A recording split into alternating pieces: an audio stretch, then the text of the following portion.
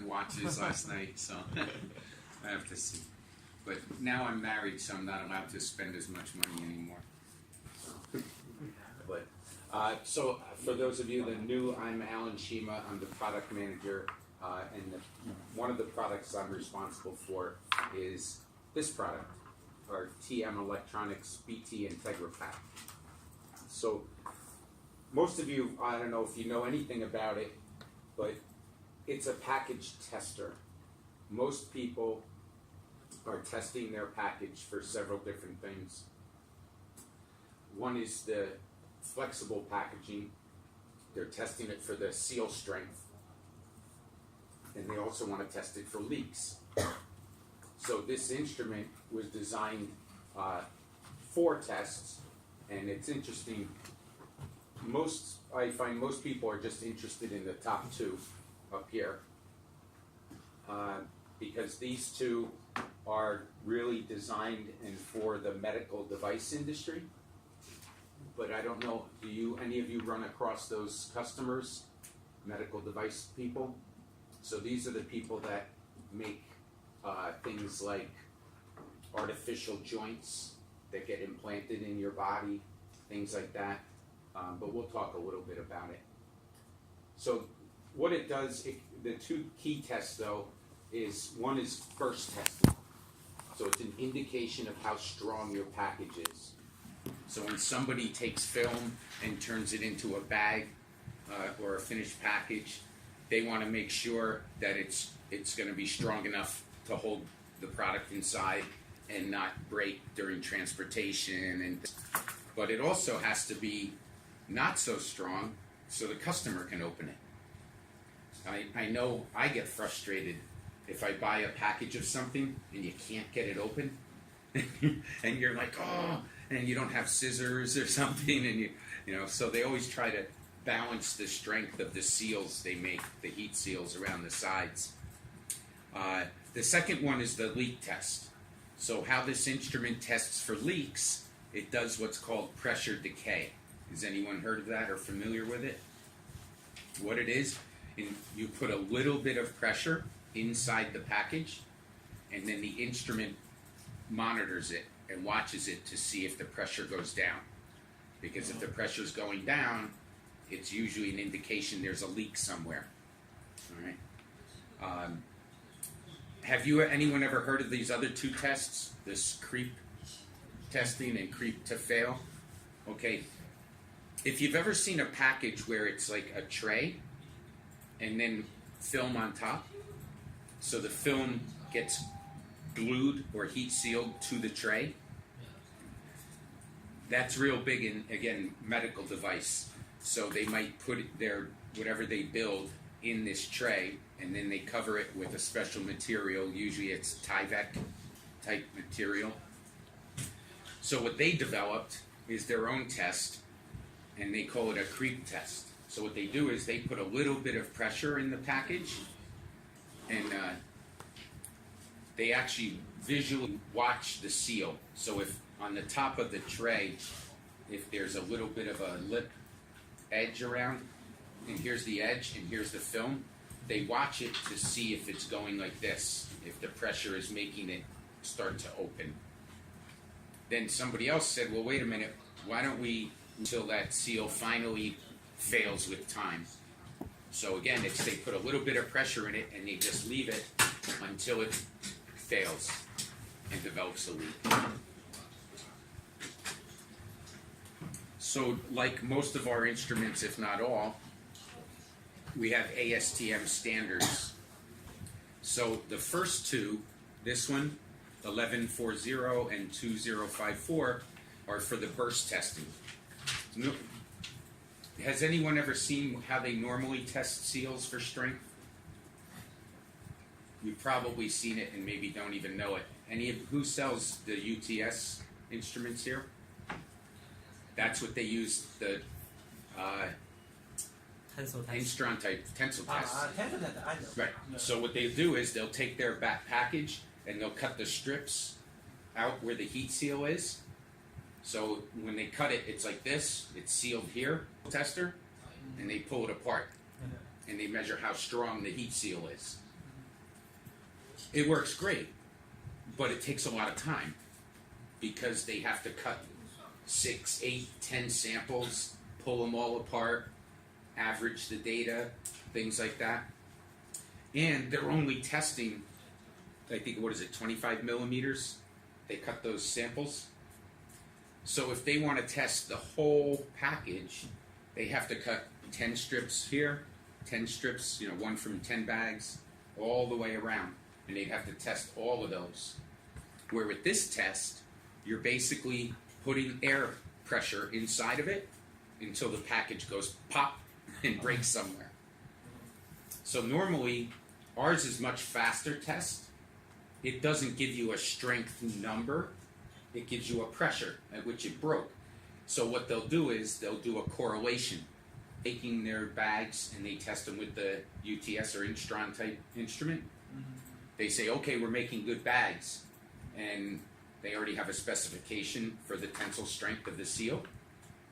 Now they'll burst test them, and they'll see what the pressure is. Now they know that pressure means a good package, because they've already proven they're making good packages. So now they can use this test to do their testing much more quickly. So different standards, and we're going to go and actually do this next door. So when they first came up with the burst test, that's all it is. You put air in and it blows up the bag and pops. Well, somebody said that's called unrestrained. So the package is just sitting here on the table or hanging on the machine and pops. Somebody said, well, wait a minute. When the bag goes like this, like a balloon, the pressure is used to balloon the bag and stretch it. Maybe we're not getting all the force out to the seals. So what they developed was something called restraining plates. It's just 2 metal plates, and you put the bag in here and close it, and now you blow it up. But now it can't go because the plates hold it. So, and I'll show you a picture of these plates and what it looks like. It's purely the customer's choice, whichever method they want to do. Some people, you will get slightly different answers, but they're very repeatable. And again, so you correlate the answers, whether you're doing a restrained or unrestrained test, with your tensile testing. And here's the standard for the pressure decay. So again, if anyone is testing their packages, and almost everybody is, this is a very nice option for them, very simple to use, repeatable. Has anyone ever seen a leak test done before by a customer? The most popular leak test is called a vacuum bubble test. Have you ever seen it? They have these big tanks, big thick tanks with water. So they have to take the pouch and they put it underwater, and then they pull a vacuum above it, and the pouch balloons up, and then they sit and the operator walks around the tank and looks for bubbles to see if bubbles are coming out of the package. Well, that test just it works, and it's widely accepted because there really hasn't been anything better that's been out there too much. But it's very slow. It's a pain in the neck. You have to have a big tank with water. The water gets dirty and moldy, and they have to change it and clean it. Plus, the answer is the operator actually looking, going, did he see bubbles? Did he not see bubbles? That's not a great scientific result. Where here, our instrument does a similar test, so it puts the pressure in, but the instrument monitors the pressure very accurately. All right, so I'd say a little more scientific of a result than somebody looking for bubbles.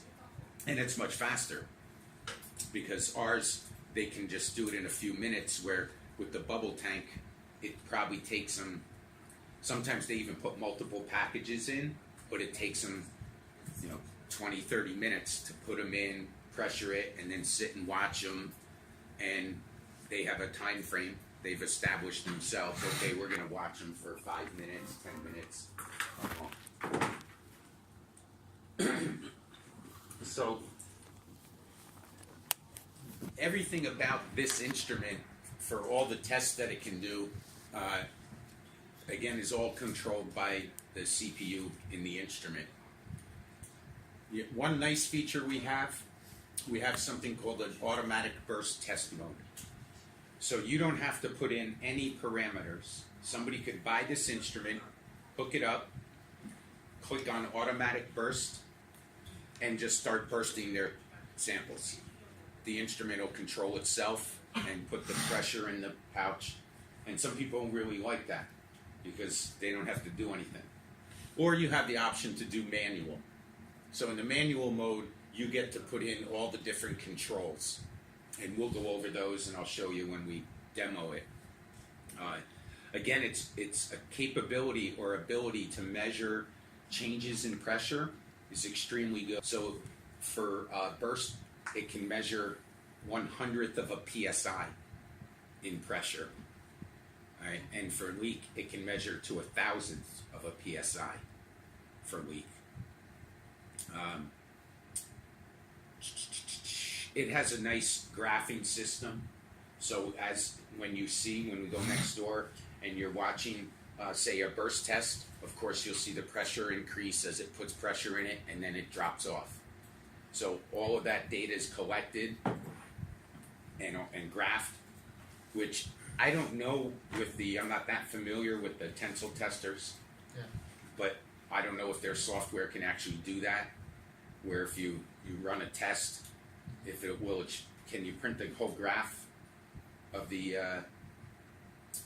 force and all? Is that all easily done with those instruments, the UTS and what's that other one, TMI, I think it's called, or testometric? Is that what it's called? Okay. So again, you get a nice graph and display. Again, it's very easy when you're doing your testing to export all the data. If a company has, say, 20 different packages, they might do 20 different setups, slightly different. That's all programmable. So you can program it in, give it a name, so they know anytime any operator comes up and wants to test this package, they can just go to the menu, call up that test, hit start, and start running. So they don't have to go back and re-enter everything each time. So again, the burst testing, unrestrained or restrained, you just pressurize it till it blows up. And that's what we'll do next door. We'll get to blow some things up. So we'll go over there and blow up some bags and stuff. The actual result they're going to see is a pressure value.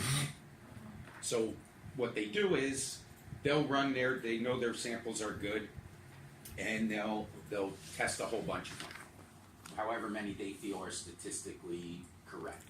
So their QC department will say, yeah, do 50, do 100, 300, whatever it is.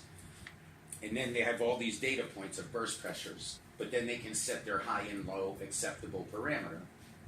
You can enter that into the instrument, and it'll actually tell you if it passed or failed the test. So the instrument will tell them, was it a good test or a bad test, which almost no other instrument does, like your Instrons and UTC stuff. They don't tell you, they gave you a tensile number, but they don't tell you if that's good or bad. Somebody has to interpret it, look at it, and go, oh no, that failed or that passed. The other nice test, you see where it leaks. All right, so, or where, I shouldn't say leak test, burst test tells you where it's the weakest.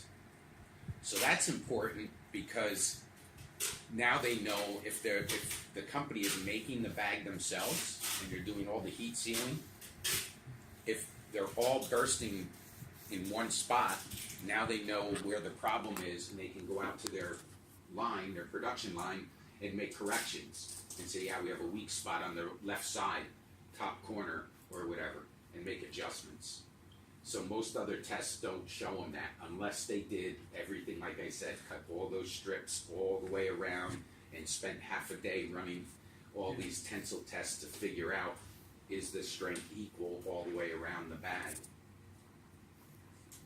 So this is the kind of screen you're going to see when you go in to do a burst test, and it tells you right up here that you're in burst test mode. And again, we'll actually do this and show you how. So, in automatic mode, you don't have to do anything. All right, it'll just put pressure in it until it pops, and that's it. But if you're in manual mode, you would just click here to go to manual mode. But now you have to enter in some things. All right, so what you're entering in is, all right, you can enter in the, first thing you would enter in typically is your ramp rate. So what ramp rate is, it's the pressure increase per second. So typically for bags, small bags, you would put pressure in it at 1 or 2 psi per second. And again, we'll show you that next door. So you would actually, this is all touchscreen. We only can use PSI, can we use bar? Yeah, I think you can. You can switch to, I think The number of PSI used in USA. yeah. So it mentions here standard or metric units. So I think, I think units. you can switch it and we'll check it. Yeah, this I always work in PSI because it's PSI mostly normally in the not US. used here. Yeah. Not normal. Right. So, Yeah. All right. Then you would test time. Well, we'll go right down the list. All right. Remember, for those of you who were here before, salad with the tiny little holes in it that you can't see, it has pores. All right. So this instrument can still burst test a bag that's porous, that has designed-in holes, leaks in it to let gas out. If you tell it, click on porous, that you're testing a porous package, when the instrument starts filling, it's also measuring the pressure. So it realizes, hey, wait a minute, I'm not putting in air fast enough because it's leaking out the pores. So it automatically ramps it up faster and will put in the air faster than it leaks out, so you can still burst a package with holes in it, or pores. All right. Not used in automatic mode. I'm sorry?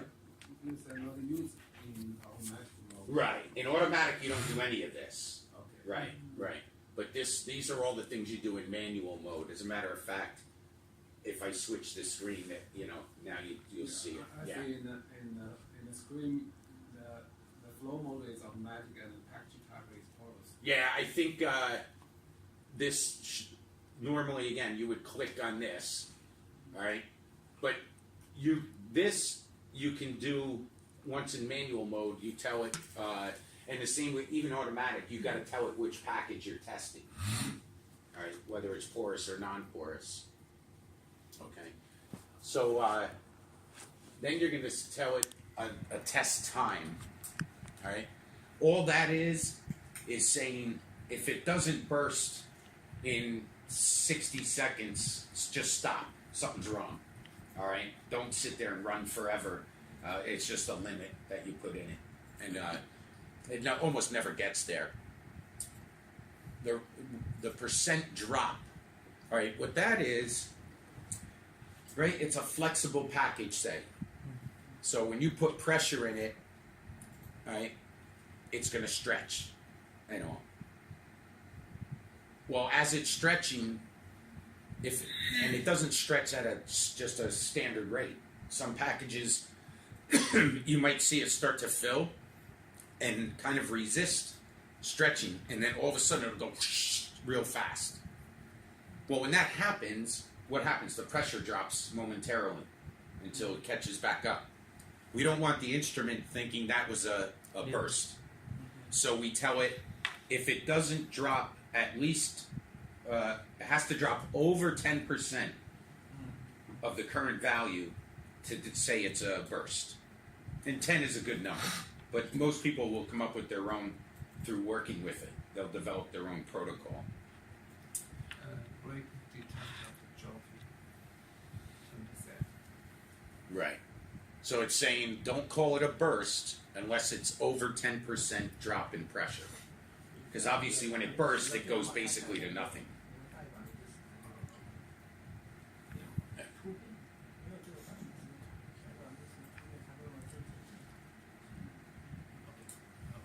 And then again, once they've worked with their package, they can say, all right, a good package bursts between a minimum of, let's say, 4 psi and 4.5.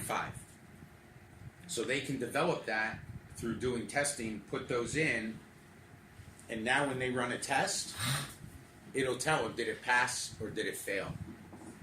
And this is all data-based, so it's very good from a quality control perspective. These instruments, we offer the IQ, OQ and things, and I the CFR, but I think it does, because they sell quite a few of these into pharma and medical device. Yeah. And this is kind of the screen, what it'll look like when you're doing a test. All right? So initially, it'll put in pressure real quickly. And once it gets near whatever pressure, it'll start to slow down. All right? Because you don't want to burst. Give you an example. If I took a bag, you don't want to burst it in 2 seconds. You don't want to go because how will you know exactly at what pressure it burst? So you want to just get some air in there and then slowly bring it till it bursts. So you get a real good determination of bang, here's where it burst. Right at 10.55 psi. All right, and it'll tell you how many seconds it took. So the leak testing is done a little different. To set up a leak test, you actually want to do the burst testing first. Go ahead. Go back. Sure. Understand do we have any recommended parameter for put in how much psi per second is much better for 1 psi or 2 psi or 1 No, second? you could do whichever. It really matters based on the size of the bag, and you'll see that. Like when I do little bags like this big to maybe this big, like the one we had over for the OxySense, Is there any 1 or 2 recommended works fine. Uh-huh. Yeah. If they're doing a real big bag, like this big, well, they don't want to sit there and stand there for 2 minutes while it's inflating. 2, 3. Everything's about time, right? Everyone wants something fast. Mm-hmm. So they may say, oh, this one, you can actually do this. You can actually do a pre-fill. All right. So if you know your package bursts between 4 and 4.5, you can say pre-fill it to 3, and then slow down and start putting it in at 1 psi per second. And that's why on that graph you see it like this. So it pre-fills real quick. If you want, you don't have to do a pre-fill, and then it slows down and puts it in slower. Like preset. Yeah. Yes. What? Like preset. Like the profile like preset to go 3 psi very fast and slow. Right. Yeah, because again, you want to be able to detect exactly when it burst. It'll be hard for the instrument to determine where. It'll give you an answer, but it might not be as repeatable. So if you run 10 of those bags, you're going to see a wider span on the data. So the leak testing, right? Again, we do it by pressurizing and then monitor it and watch it. So you have to pick a pressure. So what you do is first you burst test your packages. And again, if they burst test, let's say at 6 psi, well, you don't want to leak test it very near 6 because that's the pressure at which it bursts. So you might cause a leak by trying to. So what you do is you stay way below it, somewhere around 30 to 35% or even less of the burst pressure. So if the burst pressure is 6, 7, you only want to put in 1 or 2 psi to do your leak test. You don't need much at all.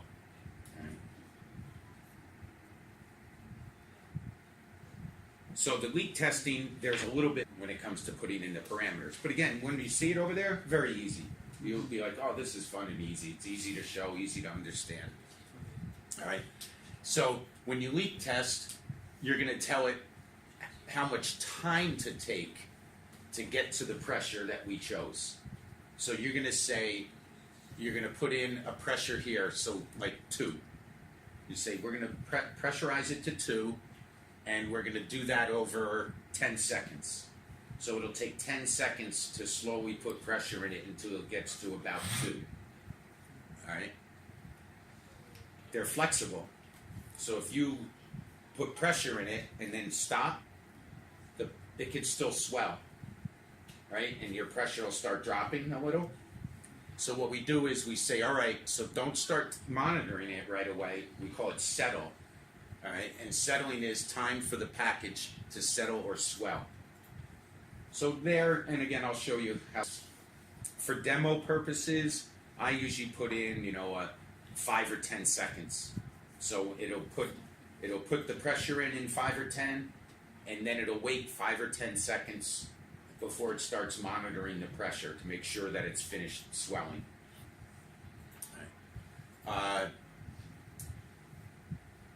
Test time. That's how long you monitor it for. Do you want to monitor it for 10 seconds, 2 minutes, an hour? You can do whatever you want. And again, the customer will develop their own protocol working with their packages. The percent total here, it has a few different meanings here. In the other one, the percent here, it was a percent drop. Here, it's a little different. When you put, it's going to do a few different things. One is, if you're going to set it at 2 psi pressure, test pressure,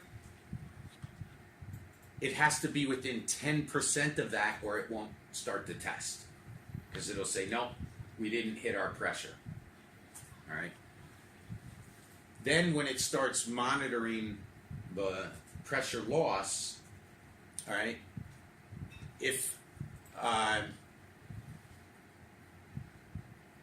like say during the settle time and all, if it goes over 10% loss, then it says, wait a minute, there's a leak somewhere that's too big to try to measure, so it'll cancel the test and it'll say gross leak. Right? Yeah. 泄流量超是不是泄流量超过10%？他就认为这个等于说，新这个报明显有新问题。你就不能就泄流量过大了，就都是如果这个值，比如说他设10%，如果1分钟，比如说你设这10%，那你1分钟如果已经大10%。可能30秒已经到10%，那这个时间就停止了，停止。或者它那个 cycle time 什么意思 ？time for packaging to cycle， 因为测试时间很长。测试跟那个 test time 有区别。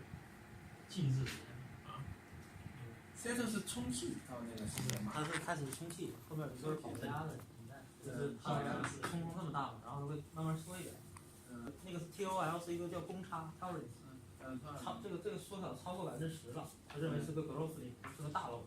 如果10%以内呢，就可以进入下一个那个 test 的 time。cycle time 就是刚开始充气的那个时间。不是，那个叫 charge time，cycle time 是中间那个，就是充完气之后会缩一点，有弹性嘛。所以这个 cycle time。自己 charge time 就充气的那时间，对吧？对。Yeah, when you run this, when we go over there, it'll tell you, you'll see this little bar, and it'll say, like, charging. And if you have it set to 5 or 10 seconds, you'll see it, the clock running. And when it gets to the end of the charge, then it'll say settling, or say settle. And then if you have it set for a 10-second settle, you'll see that clock run. Then it'll say test, and it'll go into test mode, so you'll see it progress. And as a matter of fact, I'm going to escape out of here for a second. I can't, let's see. And do...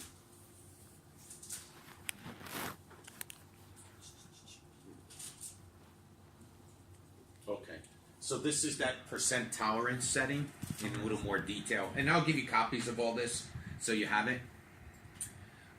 So this setting, it says, does actually 3 different things.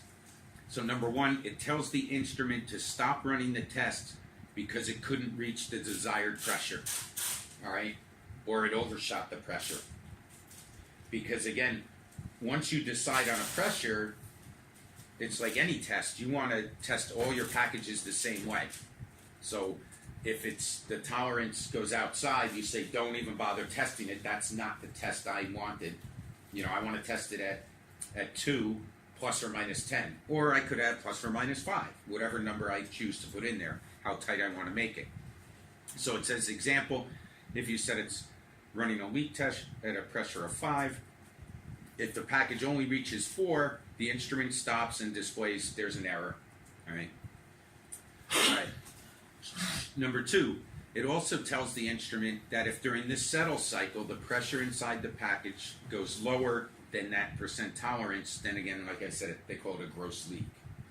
So while it's settling, they're expecting it to drop, but if it drops more than that, then it's like, oh, wait a minute, there's already a major leak here. All right.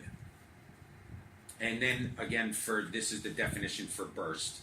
And again, it says it won't call it a burst unless it has a pressure drop of greater than your tolerance setting. Did you see what I made here? This was the dot. I added it to my presentation, so I made a schematic of the dot with the plastic so I can explain to people.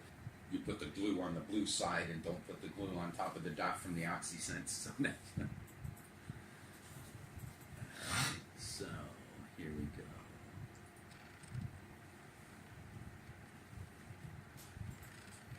Okay. And again, same thing.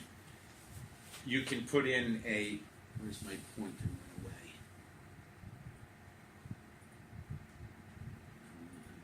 Oh. Same thing here.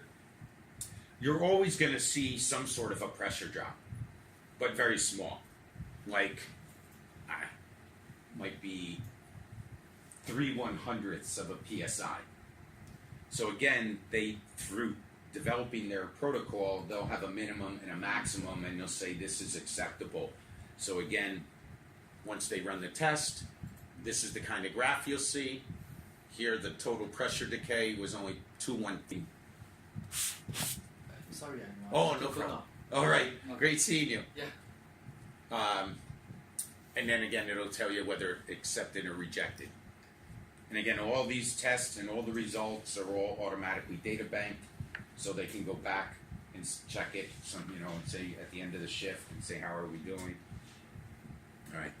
So, do you guys get involved with any of the medical device customers or no? Don't you have a customer visit on Wednesday? He's doing the medical device packaging for the medical device. Okay. Yeah. All right. So I'll just mention this again quickly. The medical device industry created their own test, and they call it a seal creep test. So, but this time they pressurize it very close to the burst. So if you burst at 5, they might test it at 4, 4.5. But it's a visual test. They look at the seal and they literally watch it, and they have their own time frame. They'll say, all right, watch it come back after 30 minutes, and they actually measure it, and the seal will go like this. And you can see it, because usually the films are see-through or clear, and they'll measure it and see how many millimeters it pulled away. And they call that creep, that the seal is creeping. That's where the name came from. So just so you know, this can do that. So when you're talking to the medical device guys, you ask them, do you do any creep or creep to fail testing? If they do, they probably would be interested in this instrument. All right. Here they even recommend about 80%. So that's about exactly right. If I said 5, 80% of 5 is 4. That's about where they would test it at 4 PSI. All right. The-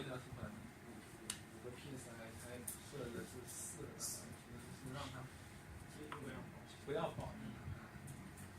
You asking for the conversion rate from? From the setting for the link testing. Yeah. When we go over there, we can change it to the metric units. Well, I think we can go into the setup and change it. Yeah. And so that the creep to fail test is now they put in 95 to 98% of the burst pressure, and they just let it sit there until it finally fails. And their result is how long did it take to fail. And again, they'll set up that they'll say it has to maintain that seal for an hour, 10 hours, 24 hours, whatever it is before it finally fails. You know, that's just something to do. So I mentioned those restraining plates. So these pictures aren't the greatest, but what you can see here, there's two plates. The lower one, here's the space, and the upper one. This is actually two pieces with a handle, so you can slide this half open. So you mount your package to this device, and I'll show you how to do that. Then you set it all up on here, and then you close this, slide it back. So again, the package is pinched in between there. We sell standard sizes, or we can make custom ones. So if somebody says, oh, our bag is this big, we can get you a quote to machine custom sizes if that's what they want. So we sell a couple of different test fixtures. This is the standard one that just holds our device here that we have next door. Similar to the OxySense, we have a press. So if they want to, let's say they want to burst test a metal can, you can do it. We sell two different versions of the instrument. One goes to 50 psi and one goes to 100. So if they want to burst a metal can or something more rigid, they can do it, or leak test it. This is, before I show that, I'll actually say this. A lot of people say I make potato chips, and I buy bags from a company that makes the bags. Well, they make the bag, but it's open on top, right? So I buy them, I put them on my machine, I fill them, and I'm just making the last seal. Well, I want to know that the bags I'm buying before I use them that are good from the manufacturer or supplier. So we can actually burst test the bag with an open edge. And when you tell people we can burst an open bag, they're like, what? How do you do that? We have this device. So the thing that you see here, our probe fixture, is actually here but laying down. And all this is a clamp designed to make a temporary seal. So you take this bag's already been sealed from the factory on three sides. You put it in, clamp it down, and now you can burst test it. So you just make a temporary seal. Same thing, we sell standard sizes of these devices, or we can make a custom one if they have a real big wide bag. Remember I said you can burst test metal cans and things? Well, a lot of people are burst testing those types of things, but they're also burst testing things in it. And if you burst test a metal can, well, that could be dangerous, right? So we sell these enclosures if they want them, safety enclosures. So they rig it up, that has the press, they put their can in there, press it down, then you close this door so it's protected, and you can trigger the instrument from here. So you can start it and let it blow up inside a safety enclosure. Some people even want that because they don't want the food or product flying all over the lab. Not that it usually does, but it could, you know. So, but that's when it gets fun. Yeah. So that's really it. You know, the other thing is now where and how to sell this. Well, it's pretty simple. It really is. Ask the people, do you do any package strength and leak testing? Okay. Oh, you do? All right. How do you do it? What's your current method? And they might tell you, oh, for leak, we do the vacuum bubble leak, and we put them underwater, and we sit there and watch it. All right. So you ask them, well, it works good. People have been doing that for years, but I'm sure there's things you don't like about it. And they'll say, yeah, it's messy. It takes a lot of time, you know, this and that. And then when you tell them about our test and how simple and easy it is, it's a lot cleaner and easier, and it's computer controlled. They don't have an operator deciding if it passed or failed. The instrument tells you if it met your criteria or not. The other thing is time. Again, everyone wants to save time. So you ask them, how many tests do you do a day? How many do you do a shift? How long does it take? You know, so if you could cut that time in half or more, what is that going to save you? And they'll say, oh, it'll save them the cost of our instrument. I mean, these instruments, just so you know, they're about $9,000 or $10,000. So it's not a ton of money. So it's real easy for them for you to show them how they can save back the cost of the instrument quickly if they're saving a lot of time. Again, these are our key things, that it's a lower cost system. It can do both strength and leak. Right? They don't need two different instruments to do both their strength and leak testing. We can do the porous packages. It's easy data collection and databasing. It'll tell them if it passed or failed. They can program in all their test protocols and give them names and just call them up and test real simple. I think I'm going to show you one other here.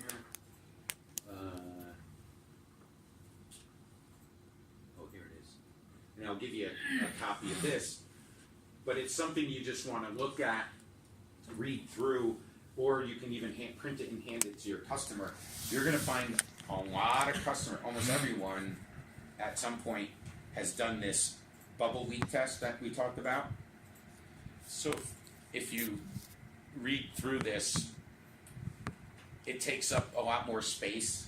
You know, you see our instrument over there is this big. A bubble leak tank has to be bigger than their size of their package. So like medical device, when we ordered a bubble leak machine for the lab in California years ago at MOCOM, we ordered one that was 6 feet long, so almost 2 meters, right? Because there's people in medical device that make these real long items that they have to get packaged and leak test. So you have to order a ton of space, and it's heavy. You got to fill it with water, you know. So it's got low throughputs. It's very labor intensive, again, because the operator has to stand there the whole time and look and see, did it leak or did it not leak, right? Again, it's highly dependent on the operator's ability to look for bubbles. A lot of times, if you take anything and put it underwater, you'll see bubbles clinging to it, right? So how do they know if those are bubbles from leaks, or was it bubbles from just pushing it underwater? You know, it sounds simple, but it's these, you know, most of this actually I got out of an analysis a gentleman did on who was a PhD package engineer, and talked about how kind of bad this test is. So that's where you get false bubbles trapped on the package or whatever you're testing. You know, it's, again, working with, we were worried about it. We had this 6 foot tank that was this long and this high. It had to hold 1,000 pounds of water. So we had to have a table specially built to hold this tank. And then you know what? You got to clean it out like once a month. Or like a fish tank, it'll start growing mold on the sides and smelling. And what a pain. You have to have somebody go over, like some of these people do it every week. They have somebody go over and clean out the bubble tanks. And it takes them hours and hours. You don't have to clean out anything on our instrument. Again, data collection, it's all manual. They sit there and they look for bubbles and they write down in a notebook, yep, I saw bubbles. Well, did you see a lot of bubbles? Did you see how big were the bubbles? You know, how bad was it leaking? Well, I don't know. You know, there's no way to gauge it, but with our instrument you can, because you can look at the pressure drop. So you can say, oh, this one was leaking only at half the rate of the other one. So anyway, if you read through, now here's our method, and again it talks about all the good things about ours. So we went through most of these. But it's just something people, a lot of the salespeople were asking for. So again, I'll get you copies of these. keep it on your computer in case you meet somebody that does the bubble leak testing, or if you know you're going in on a call, read through this and remember all these different points, you know. And the people will be very honest about it. They'll tell you, oh yeah, we hate that test. You know, we wish we had something better and cleaner and easier and cheaper. So, let me see, was there anything else? Oh, here's an ad we did, and we'll get you guys all copies of these. So obviously it would have to be translated, but if you want to do an emailing to your customers and letting them know this device now exists and is available, it mentions of course, all the strong points and capabilities of it. And I think that's it on this. And we'll take a little break and then we'll go over and I'll show you how to use it. And this one's fun though, because again, we're gonna get to destroy things, you know, and blow things up. So Convenience, okay. yeah.